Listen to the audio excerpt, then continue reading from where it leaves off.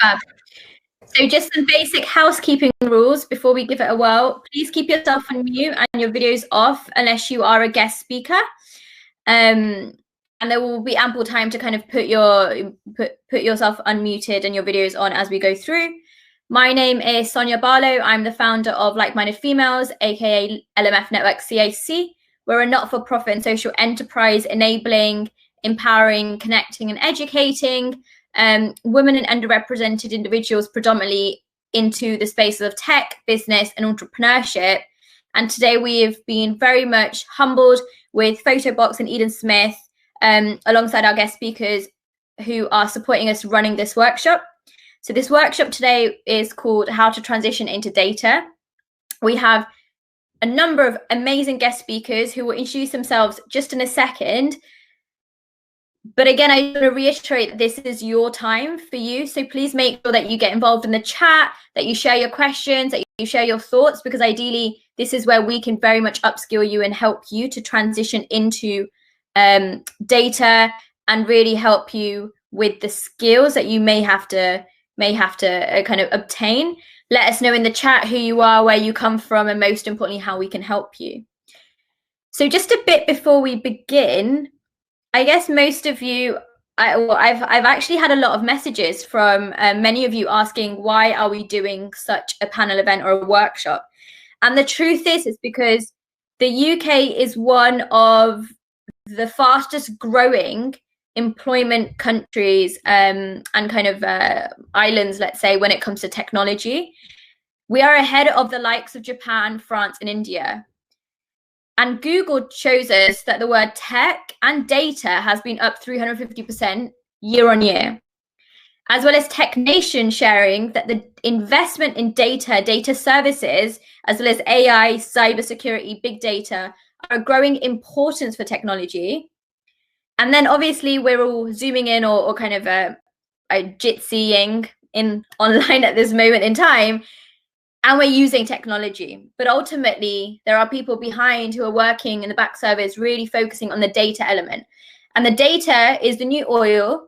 That phrase has been used plenty of times, but the truth is that we are turning into a data-rich nation. And so we really wanted to provide a workshop where we could not only talk to data experts or those that have transitioned into data, but most importantly, share the learnings around us with our community so that everyone can also do so. And last but not least, we have to talk about that diversity in data. So until we educate, until we inform, and most importantly, until we really start sharing our knowledge as to how to increase and how to transition and how to grow in data, we won't really be able to diversify the landscape as quickly or as smoothly as we hope. So there are less than 15% of women or those who identify as non-binary, gender fluid and women in data, less than 15%. Less than 5% of them come from an ethnic or cultured background, which makes no sense considering if you have a diverse subset or a diverse team, you can increase your profits and productivity by a minimum of 20%. So topics that we'll be covering today include the skills you need to get into data, the diversity in data and what we can start doing today, and most importantly, the journeys of those who have been through this and currently are either building their businesses in data or thriving as individuals in the data set. So without further ado, I would love to introduce the panel. I'll introduce them one by one so that it doesn't get too complicated. And each time I introduce a panel member, please can you just introduce yourself, give us a bit of your journey, your story, your background, and also answer the question, what does data mean to you? So if we start with Lucy, if you'd like to take the floor. Hi, everybody. Hi. Yeah, so I'm Lucy Lynch and I work with Eden Smith and I've been working with them for just over about 2.5 years now. And I run the graduate partnership program and I work with universities where we working with data science cohorts across the country, and I facilitate their live projects, which they undertake for 3 months before they write their dissertation. So that's kind of me in a nutshell. There's obviously a lot more that goes on, but that's kind of what I do on a day-to-day basis. So I do a lot of talking, a lot of listening, and hanging out with people, getting coffee, and making friends with people that I probably wouldn't have even thought of kind of connecting with maybe 5 years ago. So my journey into data very quickly was quite off the wall, if you like. I was a stay-at-home mum. I'd taken 5 years out. I used to work in recruitment, but in sort of like IT and telecoms and media, and I lost my confidence and all those kind of things that happen, and I got back into working with Eden Smith through using LinkedIn, basically. Became my best friend. I updated a profile, and I got talking with Jazz and Matt, and they offered me a job. Bingo. And here I am, changing their world and everyone's world. So it's great. It's really incredible. I feel really honoured to kind of be part of this organisation, because I get to help people thrive and nurture them in their data journey. And for me, data is a story. It's information that we turn into a story that's translatable, that gives the maximum kind of impact to managers and to C-suite leaders. Awesome, that was great. Thank you so much. Okay. Before we go on to questions, I'm just going to again introduce the panel just for some basic housekeeping. I know some of you have just jumped on. If you don't mind keeping yourself on mute, just so that we can make sure that the speakers have the floor and there's no background noise, that would be awesome. So if Samya, if you'd like to go next, please. Hi guys, so I'm Samya Gazantfa. I'm working for Photobox for the past 2 years, and prior to that I just graduated, so this is my first company really. I'm just new into my career, and yeah, it's been quite a journey, and I'm quite excited to share that with you. So I've come from a very strong mathematical background. I loved maths always, and I always thought I was going to go into teaching. And then I tutored for a few years and realized maybe tutoring is not for me or teaching is not for me, because I wanted something different. I wanted something where you can apply it to different industries, and maths wasn't that. So then teaching wasn't that. So then I decided to be an analyst, because you can apply it to different industries. It's quite more to, you can apply it to different industries. So what does data mean to you? Thank you. How do you define data, for example? So data to me means it's powerful and game-changing. In today's society, it's very important, especially now with the coronavirus pandemic. The government is using data to inform the actions that they're making and taking to tackle the pandemic. To me personally, data is it has endless possibilities and opportunities. It matters about who has the data and how you're going to approach the data, to answer endless questions about the industry, anything really. Fab, thank you. Well, we've got some questions lined up, but let's go to the next speaker. Cyril, would you please introduce yourself? Hello, everyone. I'm Cyril. I'm the founder of Neu Robotics. Neu Robotics is a robotics research company that focuses on building autonomous aerial platforms. What does that mean? We build more or less fancy drones for the construction and real estate market, specifically measuring and comparing models from architects and designs to real-world models. My journey from data in the whole retrospect has been quite an eventful journey. I would say more or less, growing up as a kid, I've been always inquisitive and mischievous kid. I used to have an RC car and figured out the frequency was the same frequency as TV, and I used to drive around and cut off the TV when my grandma was watching. So I've always been causing problems with data and all technologies. But data came along when I was growing up, and more or less I had my first computer, and it was a Pentium 4 in 1994, and I put a virus on it by mistake, and then the whole DOS system got wiped out. So it's been an interesting journey, but more or less now that we're here today, data has changed in terms of by a quantum leap, where we have information at the finger of a tips with Google. We could Google anything. So it's been a really, really, really amazing journey, and I think data has to do a lot of what I do in day-to-day life. So that's me.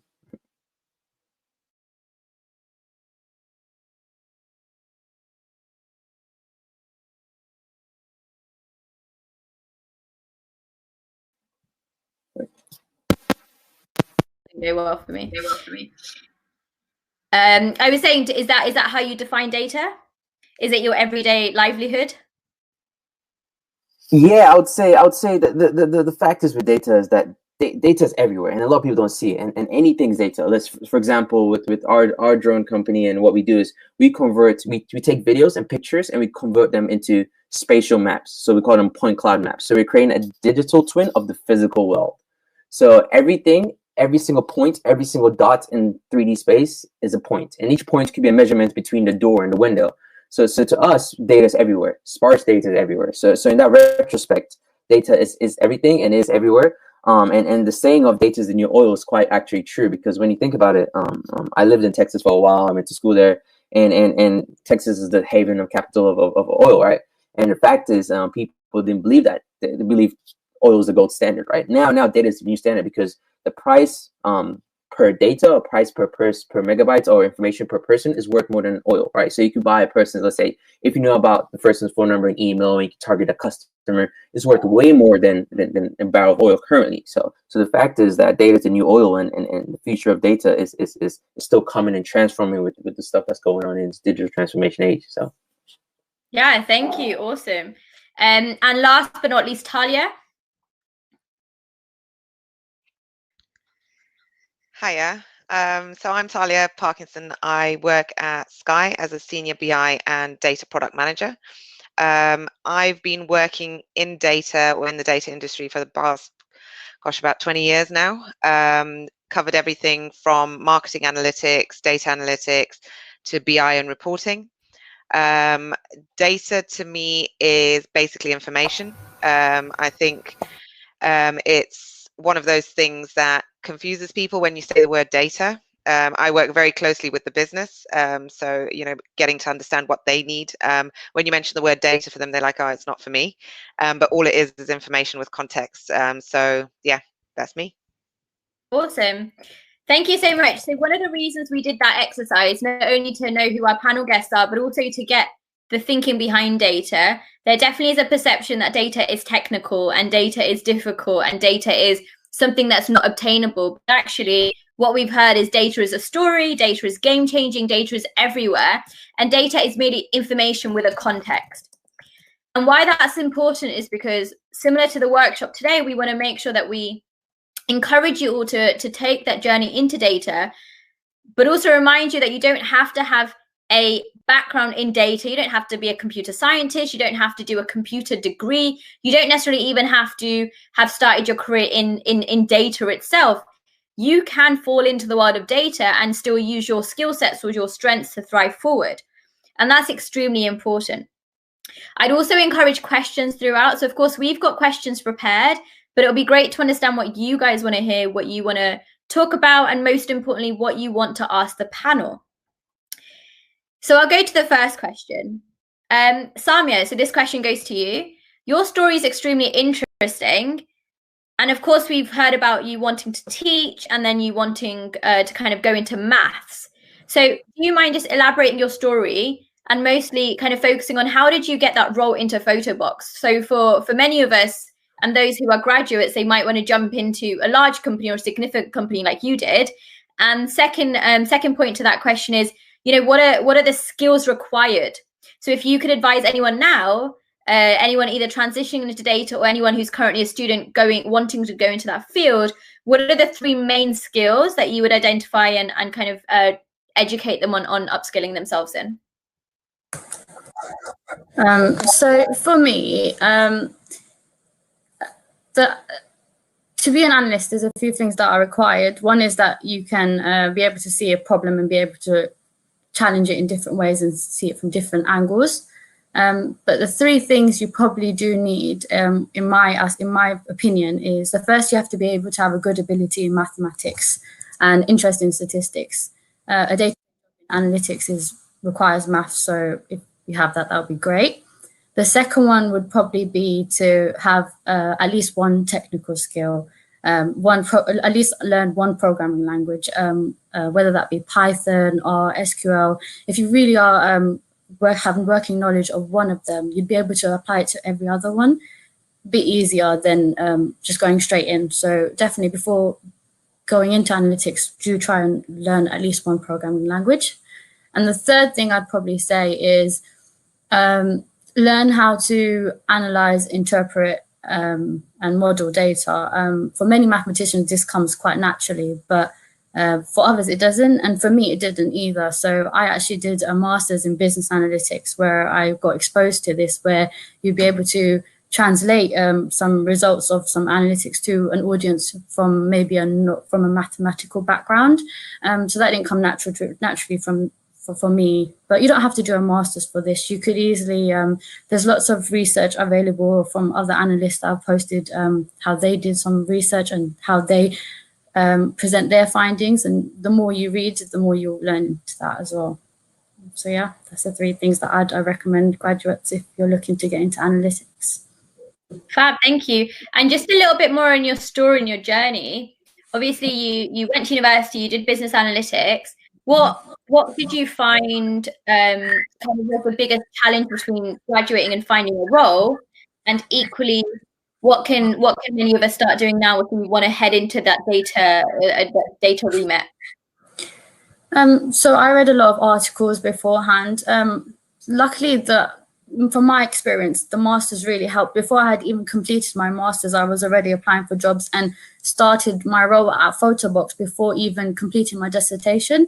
So I was doing my dissertation while doing my master's. So as soon as you know you're ready and you've done your research, start applying and make sure you have some experience.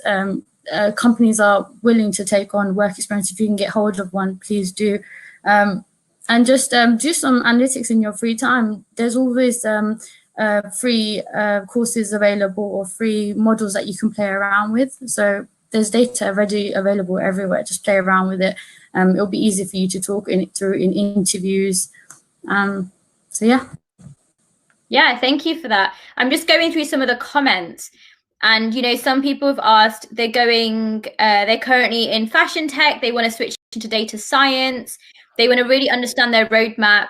They're coming from the theatre industry. And again, they want to transition into data. Samya, I'm going to get you back on.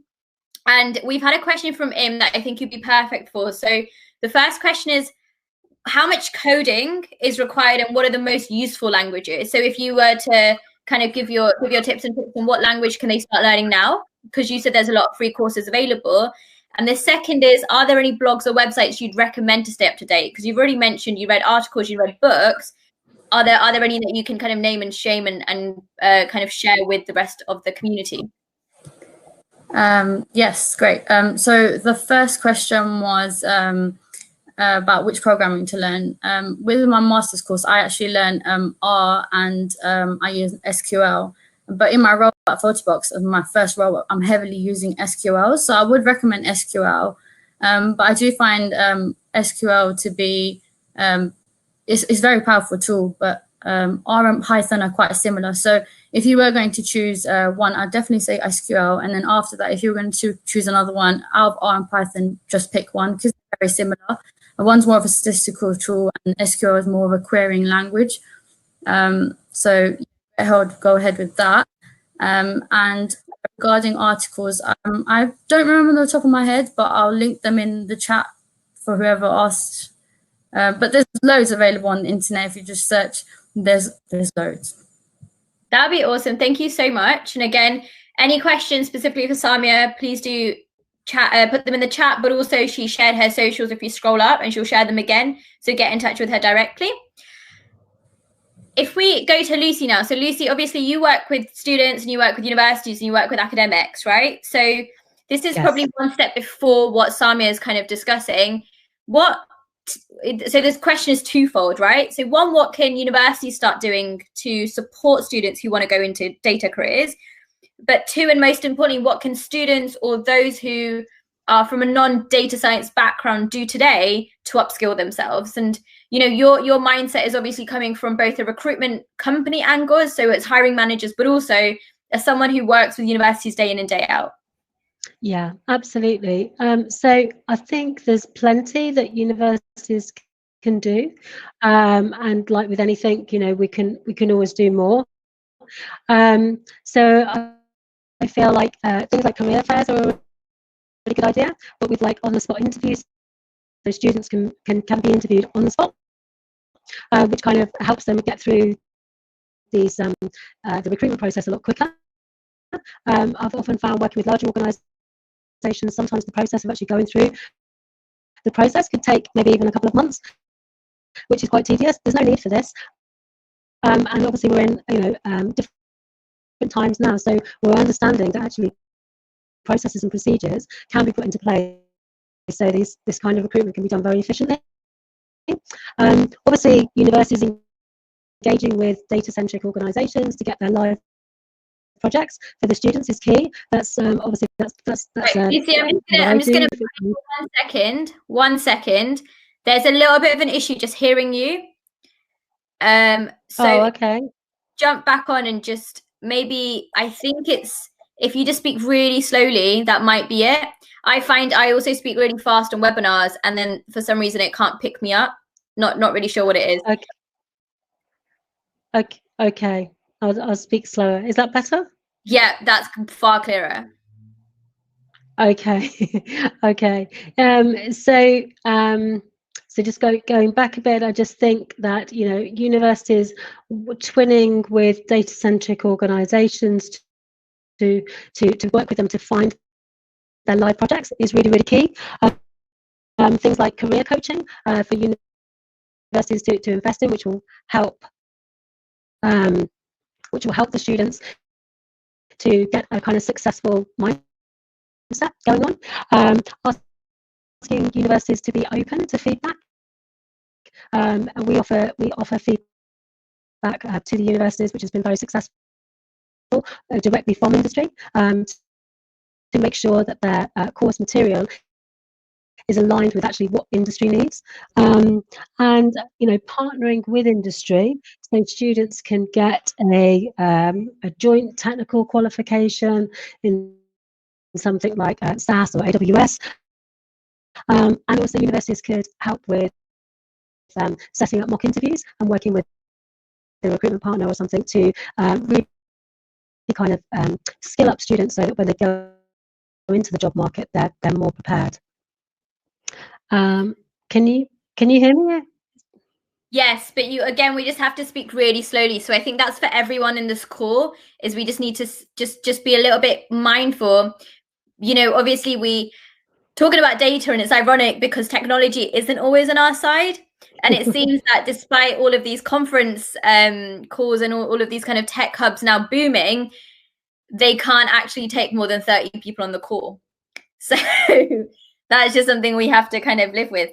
How are you currently working? And maybe you are, maybe you're not. Are you currently working with universities during this time? So have they taken their learnings online, for example? Are they asking you for help when it comes to students? And if not, is there anything that you recommend they can start doing? Yes, so the universities have all gone online. I've stayed in contact with my students and obviously with the universities, and they're doing everything they can to make sure that the students get their dissertation on time, and they can kind of carry on. So they've had to work really hard to get everybody online. Students are more quick and easy to do this because it's kind of their world, but I've found academia has struggled slightly, but they're getting there and they're doing their very best, which is great. I think you did ask a second part of the question, which was what can students do? Yeah, so definitely I also during this time. Sorry. Oh, sorry. Definitely during this time, as you know, many students are either outside of their kind of natural day-to-day, and equally many people are furloughed at the moment. Millions of people are furloughed. So during this time, if we wanted to upskill, if we want to transition, what can we start doing? Yeah, so I would say utilizing platforms, like YouTube, Udemy, Coursera, DataCamp, Code Academy. These are all online, platforms that students can go on to, and a mix of theory that you're learning at the university but also practice is absolutely vital. And using GitHub to join some open source projects, doing quizzes and logical exercises. I often think, what's the difference between a good data scientist and a really good data scientist? Is basically that creativity and that curiosity, and being able to ask those questions. So being able to read around the subject. Not obviously data is everywhere, but there's beautiful data in art and literature and history and geography, and we should be, as data scientists, data analysts, we should be looking at the whole landscape, because it all interconnects. And by having a varied and wide kind of, sort of landscape that you're quite astute at, it will give you a better understanding of what kind of questions that you should be asking as an analyst, which is going to be key to your stakeholders. And the best thing about being a data scientist is that you're going to be telling a story, so you need to not only know the facts, you need to know what questions you should be asking. Thank you so much, and that's great advice. It's great advice, especially for Catherine. So Catherine has already said she's a creative freelancer, trying to expand her understanding of the creative tech industry and find new industries to transition into. So of course, as Lucy's mentioned, think of data science as a kind of mix between logic and creativity. You have to be creative, you have to be curious to really ask these questions and ask the right questions, and then be quite logical in your approach. As Samya has already mentioned, you have to have that mindset and be ready in the data, those kind of right and rightful practices. So Cyril, going and thinking technology, and you're running your own business, which has a strong data source. Can you share your journey and your thinking behind? Yeah, sure, definitely. The journey in what context? The journey as in like how we built our data pipeline, the journey of the whole company? I think more the journey of what you were doing prior, before you took that leap of faith to turn into an entrepreneur. So obviously you had knowledge in data, and then you took that leap of, and now a little bit more about the data you're using day to day in your workplace. Yeah, definitely. There was a big transition. I was studying software engineering at university, so necessarily, I had a software background, and that background specifically transitioned into a research lab and a research position where I was able to do research and kind of focus more on robotics and AI. But the matter of the fact is, data. My journey with data, specifically transitioning from where I was to the startup world, was more of a leap of faith. I kind of jumped off the cliff and built my wings on the way down.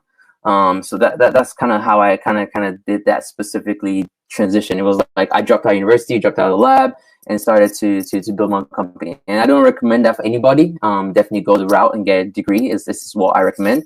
But I felt the need that I had built something really impactful and something really game changer, and something that could shape the world in ways I could imagine. So this was the time now. I couldn't wait, because if I waited another 3-4 years, the market would have built it and already caught up to it. So it was more of a gut instinct, and the market need was the drive to specifically kind of go out there and create companies specifically focused on robotics and in building AI and machine learning systems.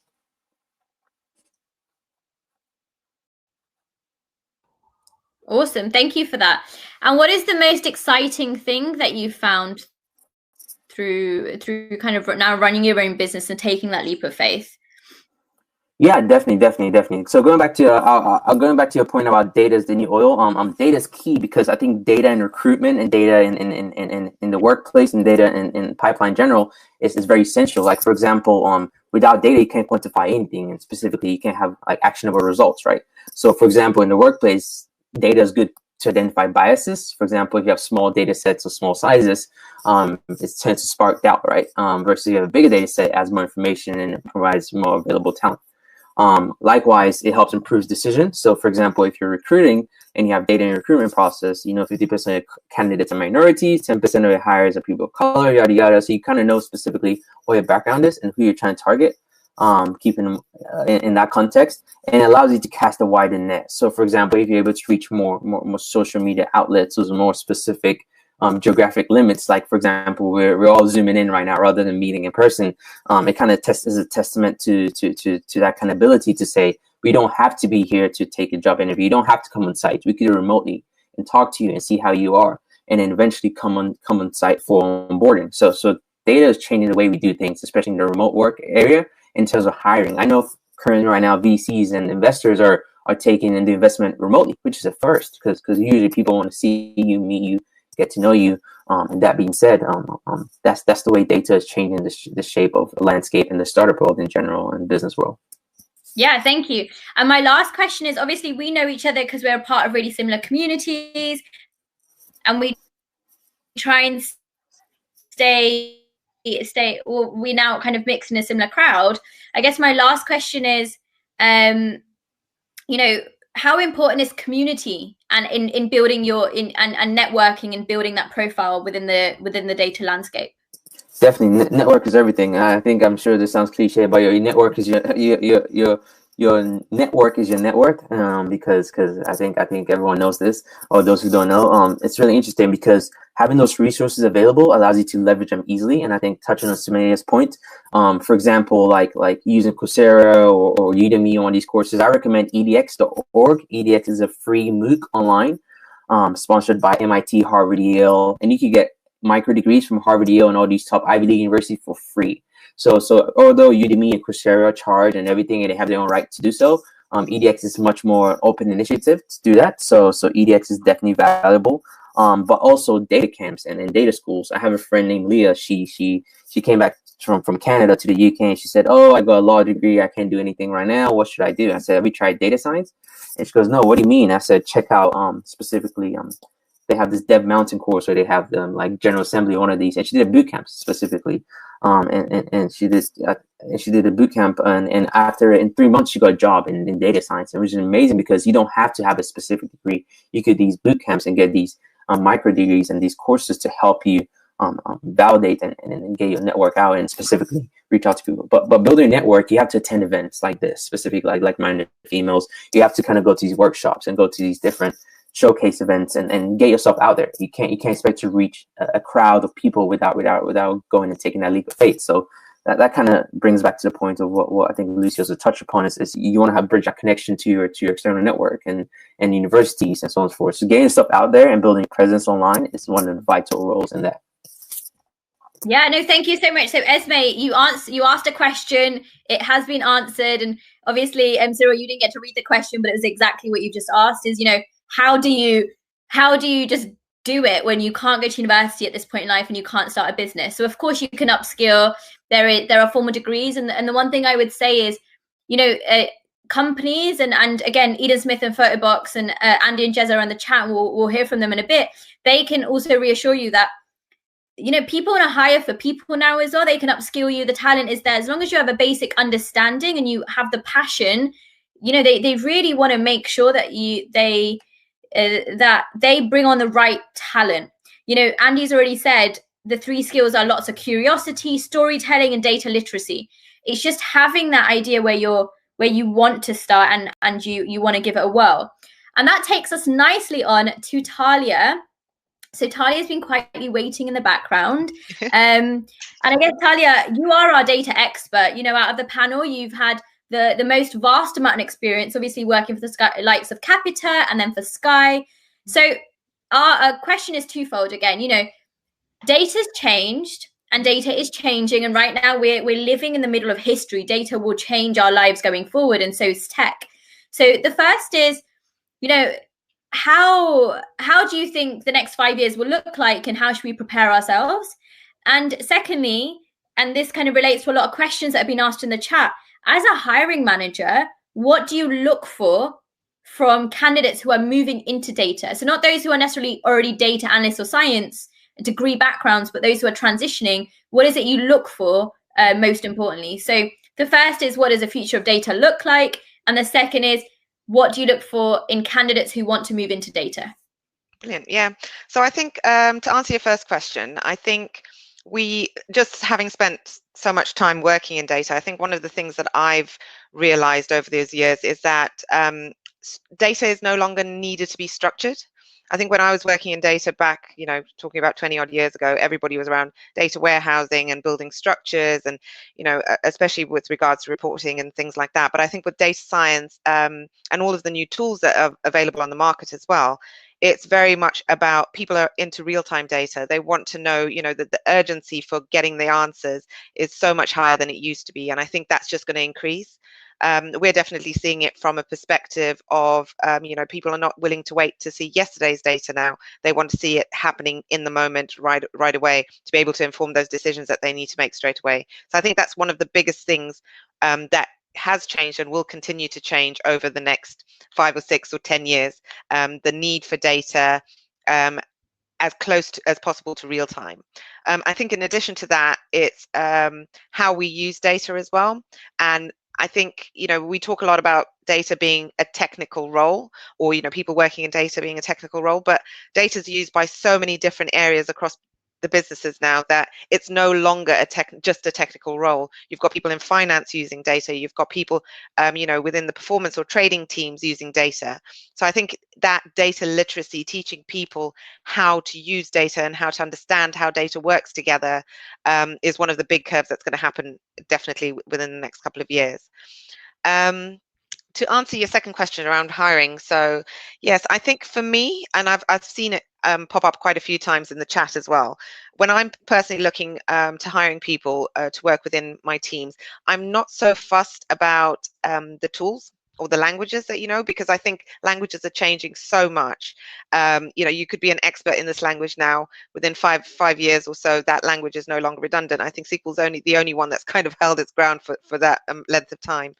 So it's definitely a good foundation, but that's not something I tend to look for. What I tend to look for is curiosity is one of the first ones, because you can't teach curiosity. It's something that somebody has or just doesn't have. Problem solving. One thing you realize working with data is that data is never clean, and you know, all the theory in the world won't prepare you for the real world when you come into using data. So I think definitely problem solving and trying to unpick problems that you come across while working with data. Storytelling is really, really key. So, you know, data is fine, but as I said, you know, data to the business is just numbers, or, you know, points of data. What makes it useful is turning that data into information and adding context to it, and applying it so that the business can actually take it and make use of it, because there's no point in gathering all this vast amount of data if they can't actually put it into any use. So I think storytelling and creativity, and the two go hand in hand, are really, really, really key. And whenever I'm recruiting people, I always ask them, what excites you about data? Which part of data excites you? You know, some people are more comfortable with doing the mathematical stuff and, you know, writing the code, and that's great, and I've got people in my team that do that, but I've also got people in my team who are fantastic with working with the business and translating, you know, acting as that sort of translator between highly technical side of the business and the rest of the business, the marketing teams and the sales teams and the finance teams, and it's being able to translate what they're looking for into what you can provide. And I think that for me, having that skill is one of the most valuable that I've come across when I've gone into hiring, and something that I use myself as well. Yeah, thank you for that. And I guess I'm just waiting to ask this question, to be honest, just the kind of, you know, person I am and the network I run. Diversity, yeah. Right? It was coming, of course, it's really important. Diversity doesn't just mean gender, it means that skill set, right? And data is one of those functionalities and industries now, or kind of landscapes, where we need diverse skill sets. We need diverse and unique ways of thinking. So a lot of you in the chat have spoken about alternative routes, so you don't necessarily know where to start. And what if you don't have the access to university, you're starting your new business? Right, completely fine. And like you've already mentioned, you know, you're looking to hire on skills. What can we do as an individuals? What can we start doing to ensure that we are diversifying data? What are we doing? What are you doing as an individual? And then what are you doing as a as a corporate professional? Because I believe the two things are slightly different. Yeah, no, definitely. I think for me, it's so obviously in my corporate career, which I'm sort of transitioning out of at the moment, it was all about understanding the strategic objectives of the business and actually using data to fulfill that, or to monitor it, or to track it. So I think, as I think's been mentioned in the chat as well, it's if data is only going to get sponsored if you've got business buy-in. And to be able to get that business buying, you need the business to understand the value of data. It can be quite an expensive commodity to house, to store, to translate, and get in front of the business. But until they see what the value is in data, you're going to be fighting a never-ending battle. I think from a personal perspective, I mean, where I work both in, the data side of things and also the diversity and inclusion side of things. And I think it's marrying those two things in terms of bringing data to people's fingertips, being able to recognize and how to translate data. And I've seen it with this whole COVID thing, you've got a whole bunch of numbers up on the screen. And yes, that's great for transactional information, but it's actually putting more context into that. Have you, split the data by this, or looked at it in this way, or, and that's where the curiosity side comes in. And that's the bit that excites me about data. You can use it in so many different ways in your day-to-day lives, even looking at, when you question some statistics you see, be curious about what actually contributes to that information. How do they get it? There's so much open sources of data at the moment. Anybody can access vast amounts of data.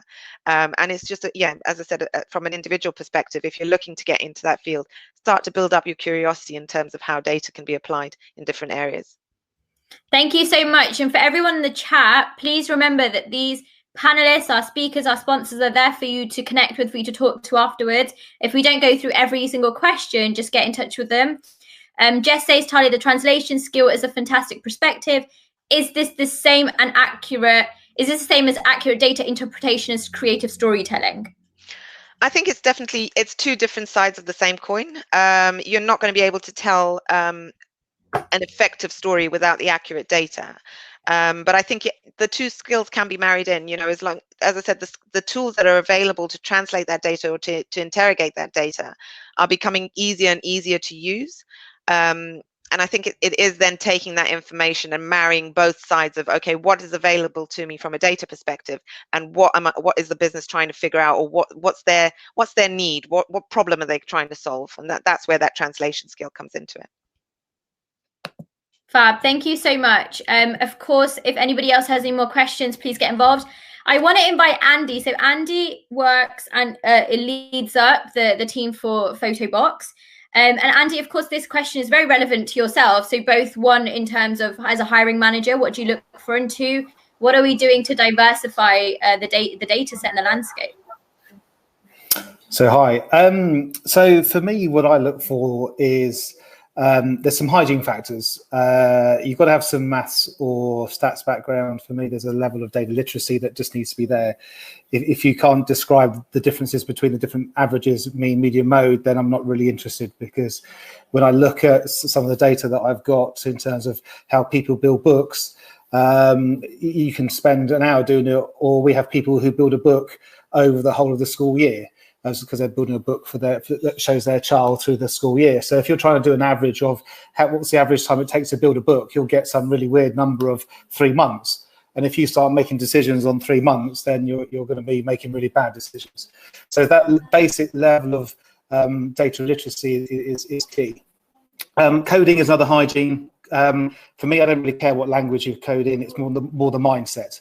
I mean, I programmed in Fortran. That shows you how old I am. But it's a level of, you've got to be able to construct a logical thought, a logical way of bringing things together, and be able to code it. Whether it's Python, Pig, whatever. I made a conscious choice of stopping programming because I used to start dreaming of it, and then I didn't want my dreams to be full of code.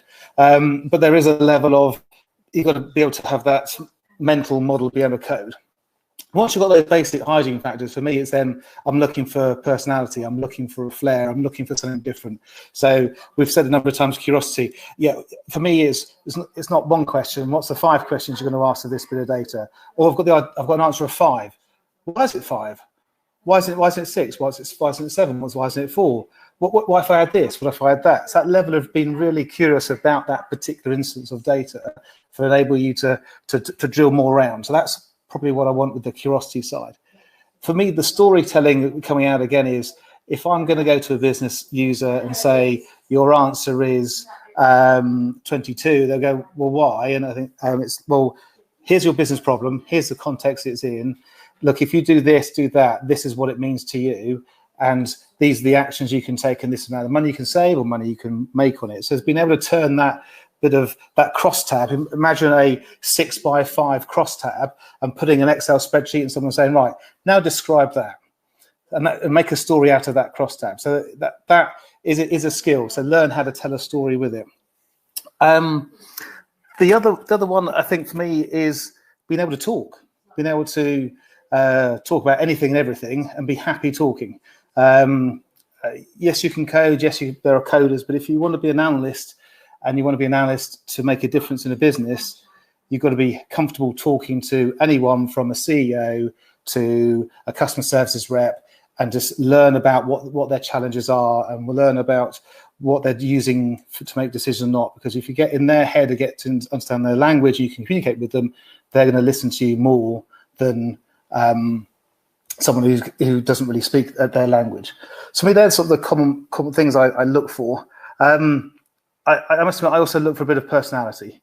I'm a mathematician, statistician that decided not to don a white lab coat and go into the pharmaceuticals. I was doing data science before they even did data science. I'm going to work with someone now, different today's age because we're all working from home. But for me, I'm in the office with someone. I want to have fun with them. I want to be able to see that they're enjoying themselves. So when they're in the office, they're enjoying that. Therefore, they can enjoy playing with the data. Because when you're free, your mind is free like that, you are going to be thinking much more randomly, diversely about the data that you've got. So for me, they're the sort of things I look out for. In terms of diversity, I like every single person has a different mind take or take on things. I have a real interesting dichotomy at home. I've got a master in applied statistics. My wife's got a degree in astrophysics. I've got a 15-year-old girl who hates maths. And she hates maths. It's like, why? Maths is wonderful. Maths is brilliant. It's exciting. And I get the look of, yeah, really? So for me, diversity is a bit of, I'm probably more around, I want to drive more young women into data, into the excitingness of what maths or STEM subjects are, because I love it. My wife loves it. I struggle to understand why my 15-year-old daughter doesn't love it. But hey, we'll still work on that. But for me, there's an element of how do I light that touch paper for someone to be really interested in it and drive a career out of it. Thank you. That's really, really, really helpful. So you didn't actually introduce yourself. So do you want to give everyone a quick introduction as to what you do and how they can contact you? Yeah, so hi, I'm Andy Ruckley. I'm the Director of Data, BI and Analytics for Photobox. So contact me on LinkedIn, or I probably have a Twitter account. I may look at it every now and then. I'm a bit of an old fuddy-duddy with things like this. So I've spent 25 years doing data in some kind of shape or form, from data warehousing to BI to analytics to data science to building teams and capability. I love building teams that are high performing, that are really who really want to play and understand what's happening with data and then get that story across. Awesome. Thank you so much. So, and there's Nyara, you have a question. So in applying, is there a way you suggest to best showcase your storytelling skills? So Andy, I'm going to ask you, and then I'm going to ask everybody else in the panel as well. As a manager and as somebody who works with data teams all the time, and as somebody that we have to ultimately storytell our data to, do you have any tips and tricks on how they can practice their storytelling skills, especially if they're not if that's not a skill that comes naturally to them? Like the person who just has responded to me, maybe your daughter needs to be made interesting. Yes. That's probably what it is. How to turn that cross tab into something interesting. But if you can turn, maybe that's it. You look at a cross tab or look at a particular Excel spreadsheet or something, and go, right, how can I make this interesting? How can I get someone to go, oh, that's a bit of insight there. That's probably a good bit of learning you could do. Thank you so much. And just to start wrapping up, I'm again very mindful that you've asked loads of questions and there's loads of questions coming through. We did just plan an hour for this session. So if you would like a follow-up, of course, get in touch with us. We're happy to do another one. Get in touch with all of the panelists, the speakers, Eden Smith, Photobox. As we start wrapping up, I would like to invite Jez to the floor. So Jez actually heads up Eden Smith, and I think some of you thought he was Eden, which is fine. You're obviously running a very large scale kind of recruitment company and you focus on data. How do you see the industry changing? So from your perspective, what can you share? And equally, what are the skills of the future that everyone here should start learning and kind of contacting, getting involved in? Wow. Okay. So just a bit of context. And my background is 25 years in tech recruitment across Europe. And my business partner and I set up Eden Smith to purely specialize in the supply of data people across 5 functions. So what we've been doing is looking at how the market segments specific skills, competencies and attributes for individuals, and then trying to get businesses, job seekers in alignment with what's going on in the market. So we typically look at it as an exec level of data leaders like Talja and Andy, who actually I've really enjoyed listening to. So anybody that's been on this call, I hope you've listened to those guys really well. And typically we look at it in architecture, engineering, or architecture and engineering, science, analytics, and data management. So there's a whole world around this, data ethics and how we catalog data and all this sort of stuff. So that's what the business is doing.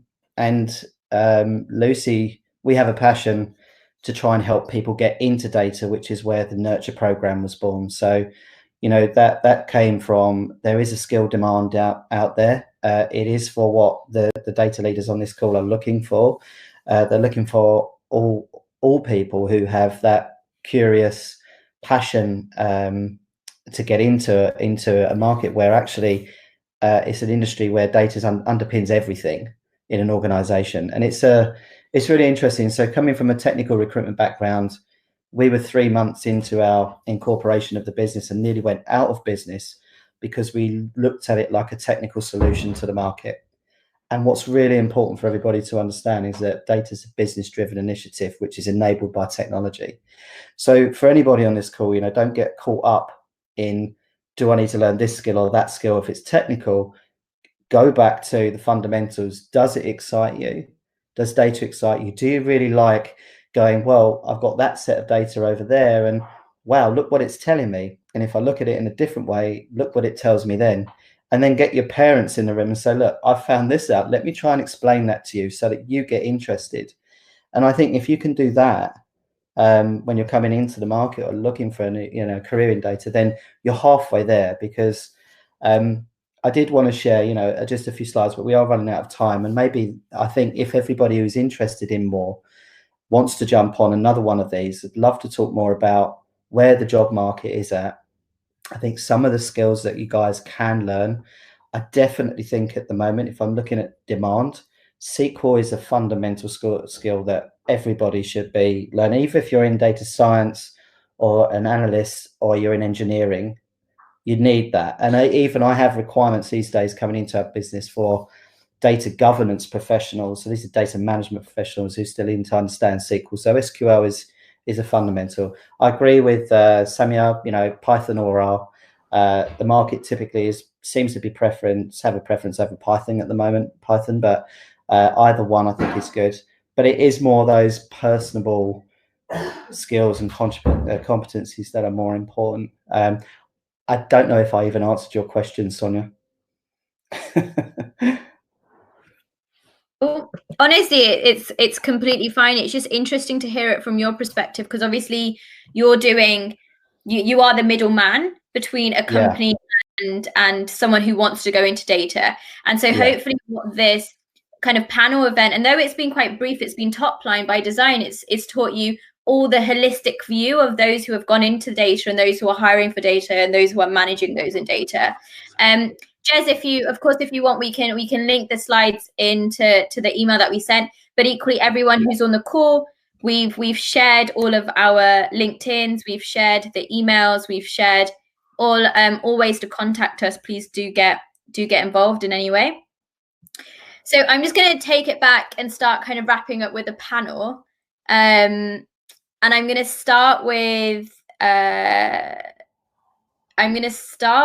Cyril. And the first question, the last question is, out of everything you've heard, right? Because obviously we've heard a lot, and everything you've said, what is your one go-to hygiene factor when it comes to data? Your one. So obviously we've used words like curiosity, personality, storytelling, proactiveness to learn, talking. What is the one if you had to just kind of summarize it?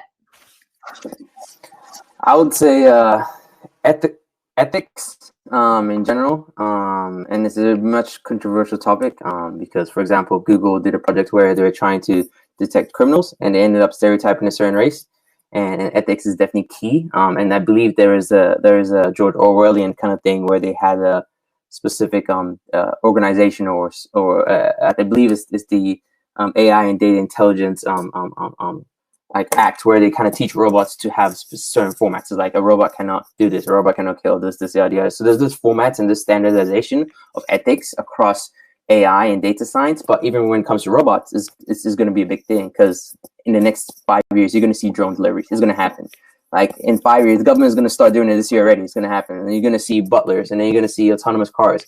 So it's just a matter of time before you see that quantum leap from the information age to the symbiotic age, where man and machine are merging, and we're seeing much more in everyday life where machines are helping us as an enabler rather than specifically as a way to kind of hurt us, right? So is that ethics and what we used to apply and drive these machines is what the outcome will be in the future. Yeah, thank you. Hopefully that answered what you said. Honestly, it answered more, and we're going to have another question and a Q&A about robots, because I saw a news article the other day which said, should robots have the same rights as humans? And I just looked at it like, humans aren't even there yet, 100%. So I don't know where robots are coming into play. But the point being that if you want anything AI, big data, robots related, but also information on alternative routes to data, founding your own business, and then networking, please get in touch with Cyril. Of course, all of his links are here. And thank you. Samya, I'm going to go to you next. So same question. One kind of leading statement when it comes to data. What would you say? Having heard everyone else, I do think curiosity is definitely the one to go for. You've got to be curious about what you're going to do with everything before you tackle any question. You need to be able to look at different angles so that you can get the best out of it and the most out of it. So yeah, that would be me. Thank you so much. So of course, if you want to be in touch with someone who's recently gone into her journey with data, who's come from a kind of a grad roadmap, so taken a route from an undergraduate degree, then gone into a master's, gone into Photoboxes and really thriving, please talk to Samya. Again, all of her links are on here. It'll be by email as well. Talja, you're up next. One word, please. I would say passion. I think you if you don't have passion for data, it's going to be very difficult to work in data. I think everything else is secondary. So I think definitely passion. Fab, thank you. Again, with Talja, her experience is she has so much experience in data, but now she's transitioning outside of that very professional data remit into her own business, thinking about how you can consult and coach others, and really focused on upskilling the next generation, with diversity being a big kind of focus point. Lucy?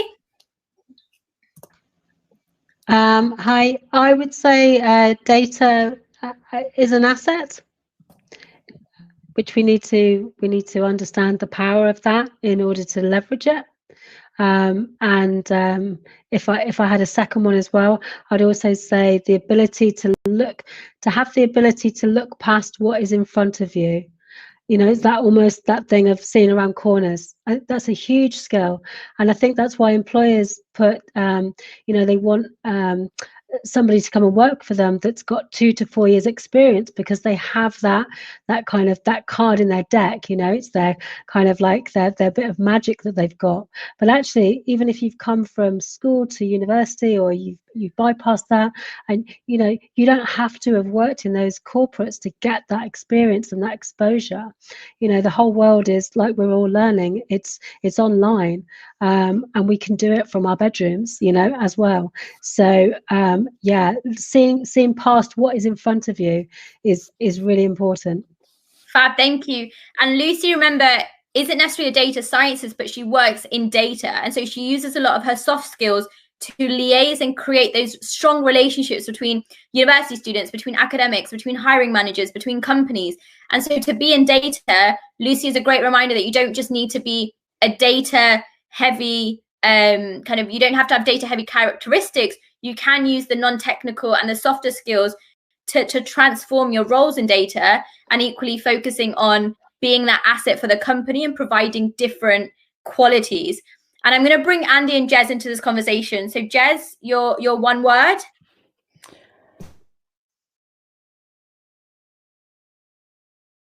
Are you still on the call? Yeah, can you hear me now? Yeah. Yes, I can. Okay, so no, I would say go for getting your head around understanding the art of the possible, because anything is possible when you've got the right data in front of you. Thank you. And Andy, your last kind of ending statement, your one word. I can never have one word. Mine wasn't one word, Andy. Don't worry. I had about 15. Someone said "Seen Around Corners." There's a very good book written by Graham Hogg. He's written a book. Try and get it, read it. He's a Marine, was a Marine, and they looked at how they can assimilate all that data to help people on the front line. His books are wonderful, really easy read. So that's a good one to read. Seen Around Corners. The one word for me is bonkers. Every other word has been taken. I want passion. I want lateral thinking. I want curiosity. But I think you've got to be a bit bonkers to work in data. You've got to love some technical skills. You've got to love ones and zeros. You've got to love technology and be able to speak to engineers and business people and assimilate all that together to provide a nugget of something that people are going to make a decision on. So I think you've got to be a bit bonkers to be able to do that, which means, you probably look like me with no hair after 25 years. You're perfect, Andy? Too right. Well, thank you everyone for joining. Of course, I hope that you've had so much information to take away, and most importantly, it's really encouraged you to take that leap of faith in data, whatever that role might look like. Again, the hygiene factors, the keywords that we've all mentioned include ethics, curiosity, passion, asset, understanding the art of the possible. It's not really a word, but it's a vibe. And bonkers. Again, connect with all of us. I have put our LinkedIns in the email, but again, we'll reiterate them in the chat. Send your questions, get involved with Andy, get involved with Jez, and get involved with all our speakers for different attributes. And make sure that you send us success stories, to be honest. We all want to hear what you've done, where you've gone into data, where you thrived, and how you've really truly inspired the next generation of change. So my name is Sonya Barlow. I have put my LinkedIn and my Instagram. Please do follow me, do connect with me. And I hope that you will have a great evening and stay safe during this time whilst we are all at home. So thank you.